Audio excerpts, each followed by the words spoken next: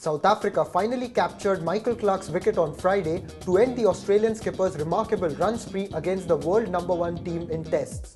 The Proteas celebrated a mini victory of sorts when pacer Morne Morkel bowled Clarke for 230 early on the second day of the second test at Adelaide. Earlier on day 1, Clarke became the first man to score 4 test double hundreds in a calendar year. He finished the day unbeaten on 224 from 243 balls, including a whopping 40 boundaries and a 6.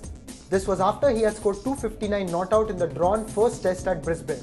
In Australian cricket, no name is bigger than Sir Donald Bradman. So when Clarke actually outdid the Master of Masters on Thursday, the feat speaks volumes for itself. Bradman had managed 3 centuries in 1930, while Ricky Ponting, who was Clarke's predecessor to Australian captaincy, managed the feat in 2003. To break free from this elite club and go into a league of your own is truly an extraordinary achievement. Clarke started the year with an unbeaten 329 versus India in Sydney, but declared before he could go past Australia's record of 334 shared by Mark Taylor and Bradman. He followed it with a 210 in Adelaide in the same series. With these 2 mammoth innings against the Proteas, he's now the highest scoring test batsman in the world this year, with 1271 runs at an average of 127.10.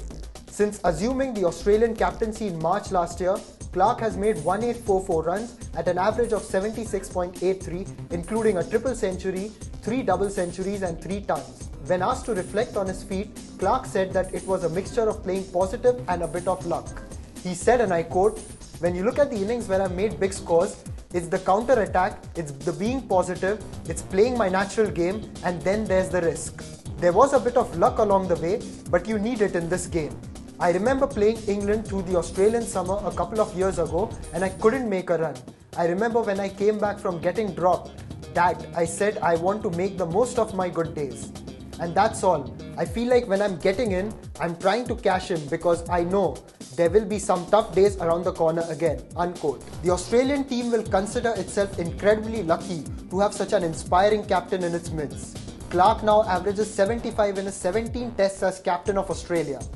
His tenure began on an unpromising note with an innings defeat to England at Sydney in January 2011. However, in 2012, that figure leaps to 140.